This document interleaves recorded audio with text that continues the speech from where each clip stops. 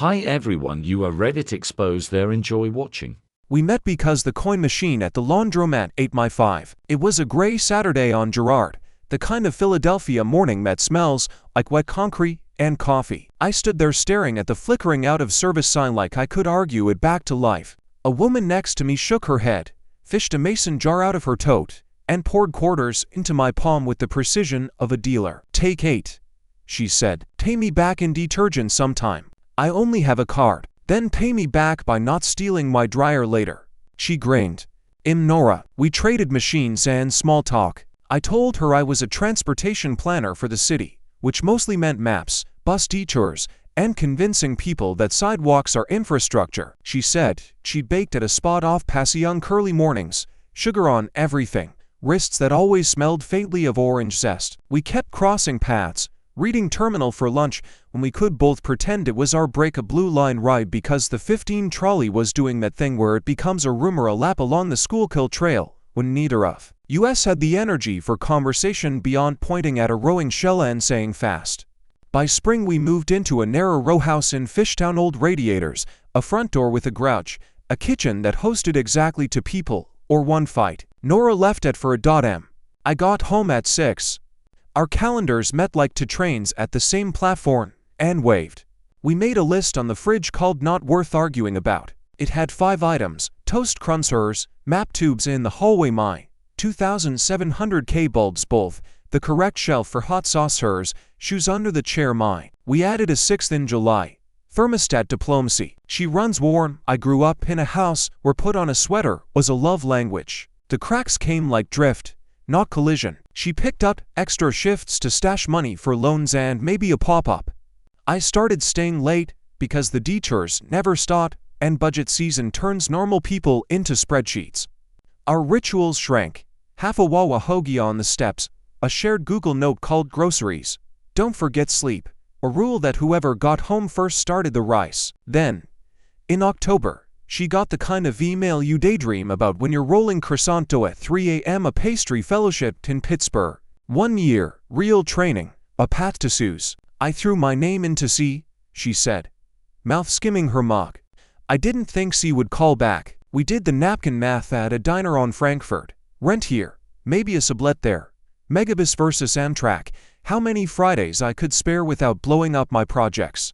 I told her I could try remote days. She told me remote doesn't fix ovens or loneliness. We didn't break up there. We let it sit through a week of staggered breakfasts and non-conversations, then set it clean on a bench by Palmer Cemetery, where the trees look older than the arguments we pretend are new. I love you, she said.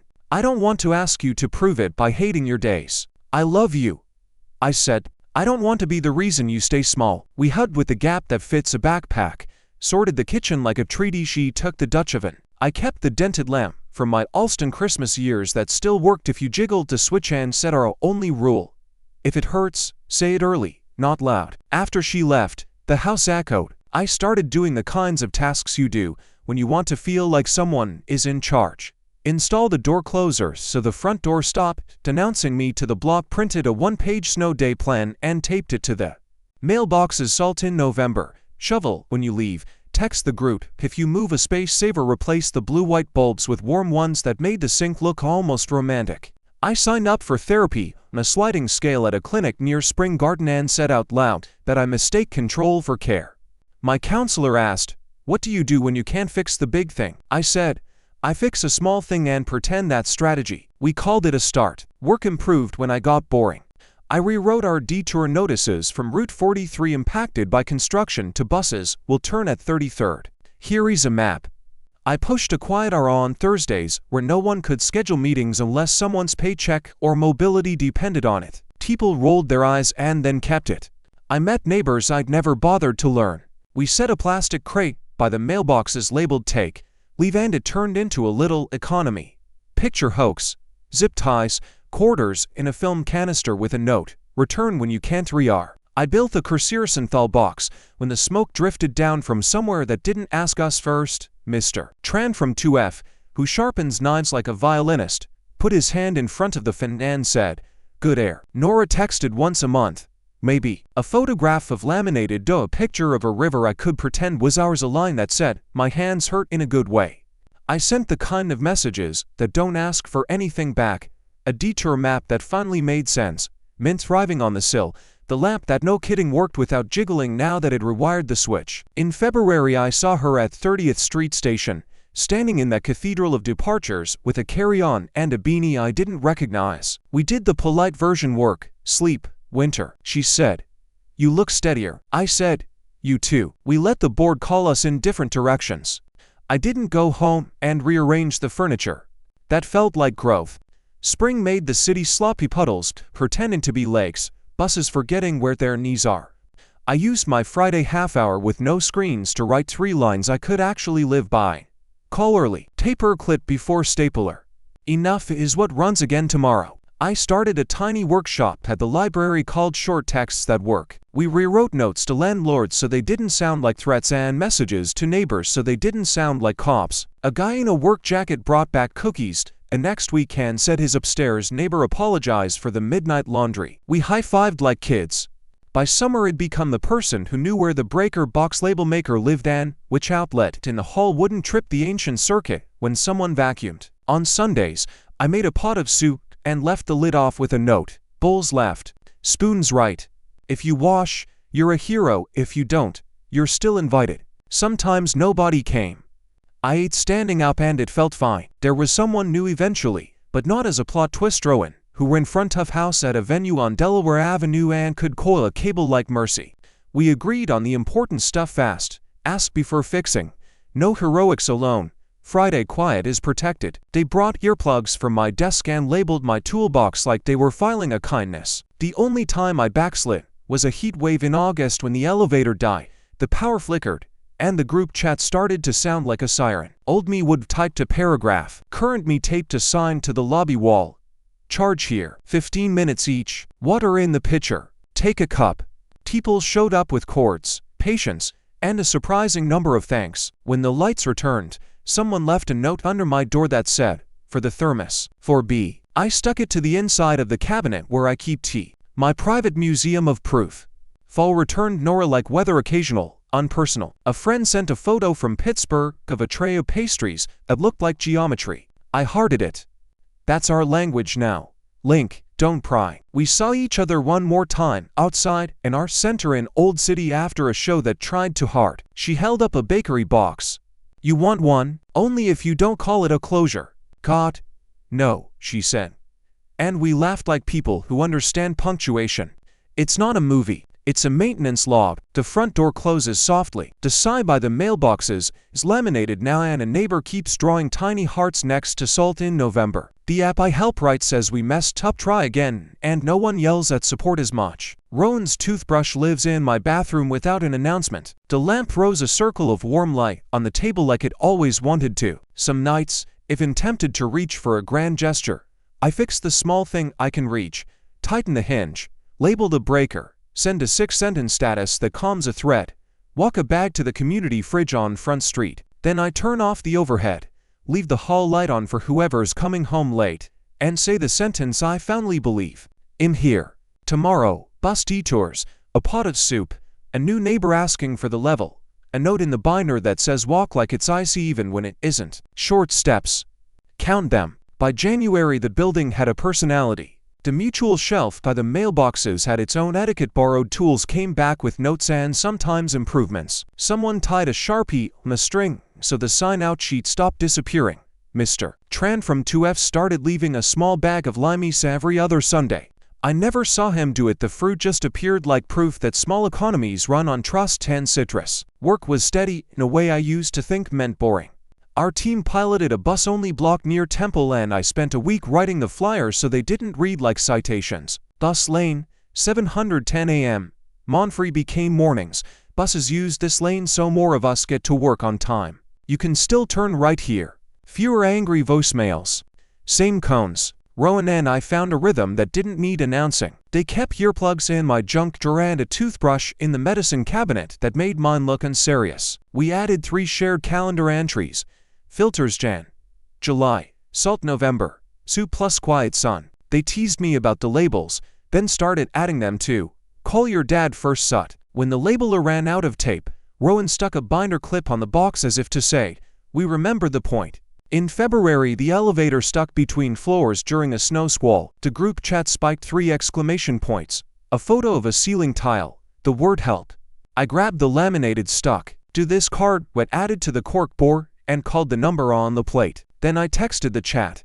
On the phone with Otis 8 at 2030 well stay by the doors. People emerged like ship passengers after a bump. Someone brought a blanket. Rowan boiled water on the stove and handed out mugs. A teenager wrote phones 15-minute on neon paper, like a librarian with a whistle. The doors opened sooner than the estimate. A guy in a puffy coat stepped out, cheeks pink, and muttered thanks without eye contact, which in this building is what gratitude looks like. That weekend I taught a 15-minute bit at the Tool library called Hex Keys Without Fear. 12 people showed up. 3 were the expression of adults who'd avoided Allen wrenches for a decade. We fixed a wobbly IKEA stool by adding a washer and not over-tightening. A kid asked if he could label the sizes. I handed him the labeler. He typed like he was defusing a bomb and held up the strip 5mm like a trophy. I wrote "say yes to small rooms" on my phone and started. Nora texted in March. A photo of laminated dough, laminated better than the last time. A caption that read "Chef said clean edges." I said ouch. I sent back a picture of our bus lane with a second line of buses queued neatly behind the first. She hearted it. That was the whole exchange. I didn't reread it. That felt like progress. The only friction at home came with lithium batteries. A new neighbor started charging an e-bike in the hall, battery on the floor like a loaf of bread. I printed the FDNY one-pager and highlighted the parts in plain English. UL listed boxes, no hallway charging, no daisy chaining power strips. Then knocked on their door. In "Not the hall police," I said, "just this is safer inside. And we have a loaner fire safe box for folks figuring it out." They looked embarrassed, then relieved. The battery moved indoors the next day. I added a line to the building binder. "Mark from 3A has a spare UL box, text him." By April the Phillies were losing in that specifically Philly way. Optimism punctured by math, and our block started to smell like hot breaks and thawed soil. I relabeled the breaker panel again because future me keeps forgetting which switch is the bedroom, added felt pads to the lobby chairs, and installed a motion sensor in the back stairwell that didn't blind you. Mrs. Patel from 4D stopped me on the landing, set her hand on the new fixture, and said, "Thank you for not too bright." I put her sentence in my notebook. It was my whole job, really. On a rainy Tuesday I ran into Nora at reading terminal, of course.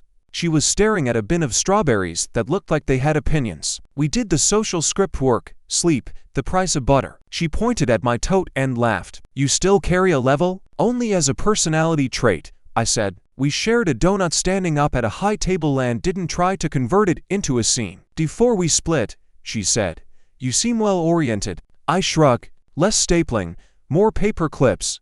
She smiled like she remembered the shorthand. We hugged with room for a bakery box and let the crowd sort us. Work threw me a curve at the end of April, a reorg that moved our project under a director who loves dashboards like pets. Old me would have created 3 decks and a plan that ate my weekend. Current me wrote a one-pager titled "What Still Works" and another called "What Can Slip Without Hurting People." The director hovered over my shoulder, then said, "Okay, shit the signs, kill the slide 9 flourish." I walked home in the rain without checking Slack at red lights. The smoke came back in May. We revived the Curserosenthal box, taped the date on the duct tape, sent the template to the building chat. Mr. Tran stood in our lobby with his hand in front of the fin intake like a priest at a font. "Good sound," he said, which is how he blesses machines. A kid drew a face on the filter with dry erase to eyes and a straight line mouth. Rowan named it Calm Carl. The name stuck, which is how lore starts. Rowan picked up extra nights at the venue I counterweighted with earlier mornings. Friday quiet stayed sacred. We added a new line to the shared calendar. Bike to water sat early. It wasn't a mandate, it was a permission slip. Wed pedal to the river, sit on a low wall, count barges, say almost nothing. On the ride back we'd sometimes stop at the farmer's market and buy whatever looked like soup later. Routine as truce. June delivered one of those building meetings that could ruin a week. The topic was bikes in the hallway and a notice the management company had taped up that sounded like a threat. The room split fast. Safety versus storage versus who gets to define clutter. I took a breath, remembered my own rules, and wrote on the whiteboard. What's the smallest change that helps most? Who needs what to not lose a day? Who owns the drill? We left with a plan. Hooks inside apartments, library loaner drills available. One wall in the basement cleared for overflow with actual racks, not wishes. A photo guide titled "Find Your Bike After We Clean." Mr. L from 5AX caps lock guy volunteered to manage the basement wall on Saturdays between 10 and 11. He wrote his hours on an index card with a ruler straight underlying. It looked like a treaty. Nora sent one last message before summer settled in, a link to a soft announcement. She'd accepted a year in Chicago. Longer trains, she wrote. I typed "proud of you" and a period. It landed quiet, then was gone. By July, the app I helped with had fully adopted human copy. Support forwarded a note. It feels like someone wrote this who has waited in a line. I taped it under the magnet by my desk that says "keep the words, lose the drama." I added a line to the onboarding doc. You can say we messed up in production. Legal want to arrest you. One Sunday the power failed in that sepia way again. We rolled the mutual shelf into position like a cart in a play. Headlamps, power strip, thermos, the 15-minute sign. A new neighbor, a nurse with a voice like a metronome, kept time. The city exhaled back to life in 40 minutes. Somebody slipped a folded note under my door later. Thanks for not being a hero alone. I put it in the tea cabinet next to the others. Not trophies. Receipts. Rowan and I took the ferry for the first time in forever because it felt like a day that needed a waterline. We didn't make it precious. We bought two terrible coffees, leaned into the wine, and talked logistics, lease renewal, house calendar items, whether we were ready for a second key without a speech about it. On the way back I said, I want dinners that fit inside a 9x13. Rowan bumped my shoulder. We can do rectangles. By August, the hall smelled like hot dust and someone's attempt at curry. I swapped the stairwell bulb for another warm one, tightened the front door closer a quarter turn for the heavier air, and refilled the jar of quarters on the shelf. A stranger wrote in neat, careful block letters on the cork board. Thank you for the quiet door. Davy sleeps. No unit number. The perfect size. I still get the itch some evenings to invent a bigger plot. That's my cue to do the opposite. Check the filter arrow point to fan. Refresh the winter page with the HPD number in bigger type. Send a 6-line status that calms 30 people. Text Rowan home in 15 soup. Before they have to guess. Then I turn the lamp to warm. Leave the hallway light on for whoever's still out. Press the door to hear that last soft inch. And say the sentence that works like a level. I'm here. Tomorrow. Detour signs. A neighbor asking for the good tape. A 15-minute short texts that work at the library. Maybe a message from a city I don't live in anymore. It's not a montage, it's maintenance. Short steps.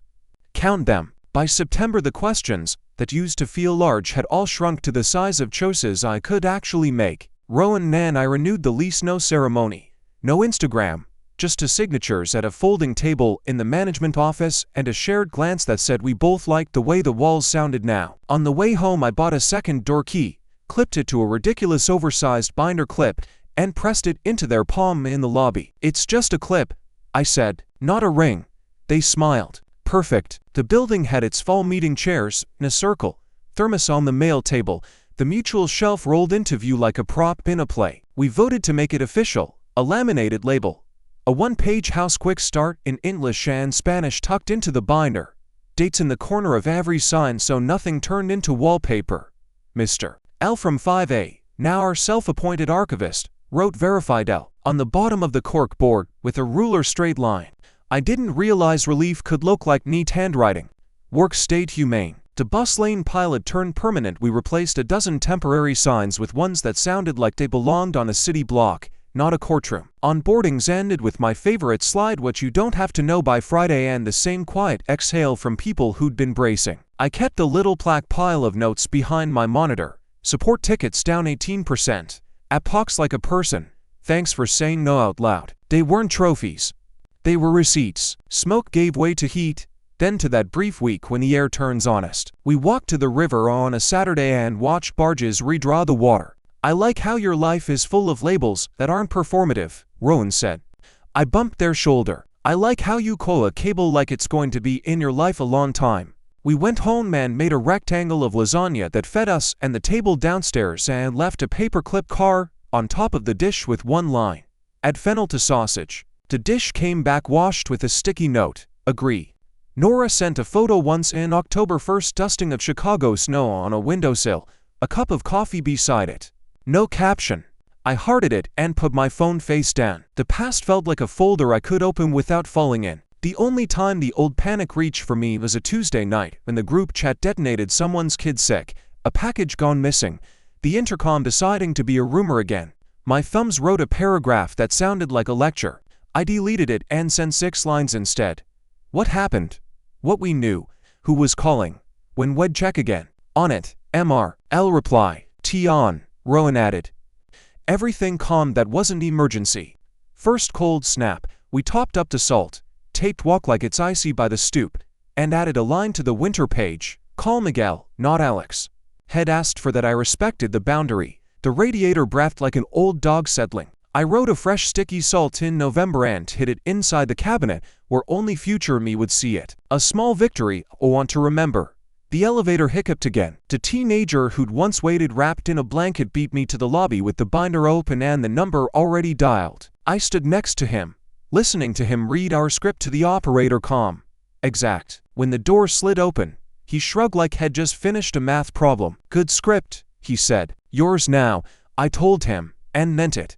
By December the mutual shelf had its own gravity. Someone added earplugs in a jar labeled for vacuums at night and also life. A stranger left 2 rolls of good tape rubber banded together like a bouquet. The quarter jar rarely hit 0. On the cork bore, under house stuff only, someone had pinned a postcard of a market stall full of scarves. No note. Enough of a note. Rowan and I kept Sunday soup plus quiet like a little flag we raised for ourselves and whoever drifted through. People came, ate, washed or didn't, returned the dish later or didn't, and no one was exiled for the wrong choice. We started writing 1 thank you a week to a super who fixed the banging pipe, to support for catching a crash we missed, to the crossing guard who holds a gaze until drivers remember their manners. It turned the city into something I could talk to without yelling. The last week of the year, I did my rounds without thinking, refilled the marker cup, checked the motion light, labeled the new filter aero fan, added remove by dates to 2 flyers drifting toward forever.